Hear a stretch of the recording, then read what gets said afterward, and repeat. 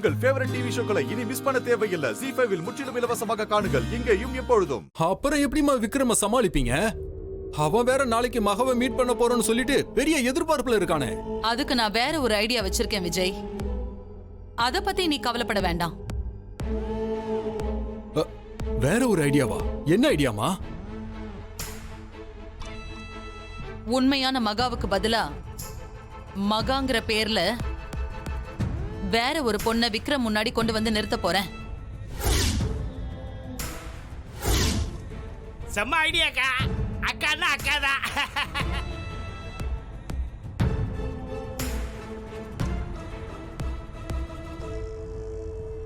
Hello sir, எப்படி இருக்கீங்க? அப்பா அம்மாலாம் எப்படி இருக்காங்க? நல்லா இருக்காங்களா? எல்லாரும் நல்லா இருக்கோம் சார். ரொம்ப சந்தோஷம். நீங்கள் அன்றைக்கி வீட்டுக்கு வந்துட்டு போனதுக்கப்புறம் நாங்களும் பேசலை, நீங்களும் ஃபோன் பண்ணல. எப்படி போயிட்டுருக்கு கல்யாண வேலையெல்லாம்? அலைன்ஸ் ஏதாவது ஃபிக்ஸ் ஆச்சுங்களா? அது விஷயமா பேச தான் நான் இப்போ கால் பண்ணேன் சார். அது விஷயமாவா? அப்படின்னா என்ன விஷயம் சொல்லுங்கள். உங்களுக்கு என்ன உதவி வேணும்னாலும் நான் பண்ணுறேன். சார், உங்களுக்கே நல்லா தெரியும், அன்னைக்கு உங்கள் வீட்டுக்கு காவேரியை பார்க்க வந்துட்டு அவங்கள பார்க்காமே நான் கிளம்பிட்டேன். இப்போ யோசிச்சு பார்த்தா அன்னைக்கு எனக்கு நடந்த அவமரியாதையை விட நான் உங்களையும் காவேரியையும் அவமரியாதையாக நடத்திட்டேன்னு தோணுது.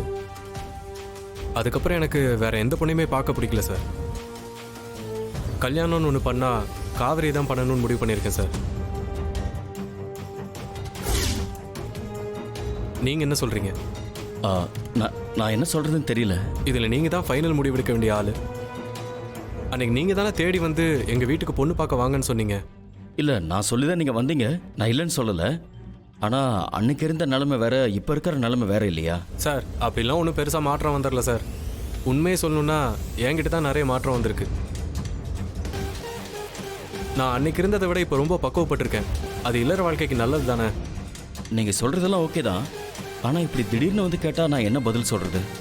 கொஞ்சம் டைம் கொடுங்க, நான் யோசிச்சு சொல்கிறேன். சார், நீங்கள் யோசிச்சுக்கோங்க, எவ்வளோ டைம் வேணால் எடுத்துக்கோங்க. ஆனால் அதுக்கு முன்னாடி நான் அப்பா அம்மாவோட காவிரியை வந்து ஒரு தடவை பொண்ணு பார்த்துட்றேன். அப்புறம் உங்கள் முடிவு பொறுமையாக சொல்லுங்கள். இதில் நான் மட்டும் தனியாக முடிவெடுத்துட முடியாது சார்.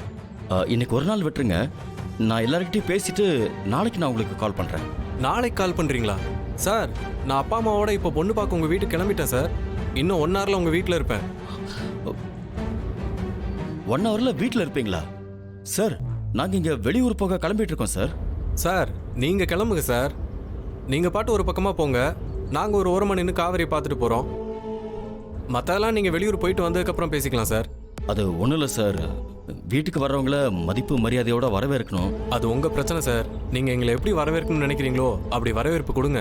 நான் வேணான்னு சொல்லலை, ஆனால் வீட்டுக்கு வர்றேன்னு சொல்கிறவங்கள வராதிங்கன்னு மட்டும் சொல்லிடாதீங்க ப்ளீஸ். நான் இன்னும் ஷார்ப்பாக 1 ஹவரில் அங்கே இருப்பேன் சார். மற்றெல்லாம் நேரில் பேசிக்கலாம். நான் வச்சுட்டுமா? Hello sir. ZEE5 ஆப்பை டவுன்லோட் செய்து அனைத்து எபிசோடுகளையும் இலவசமாக பாருங்க.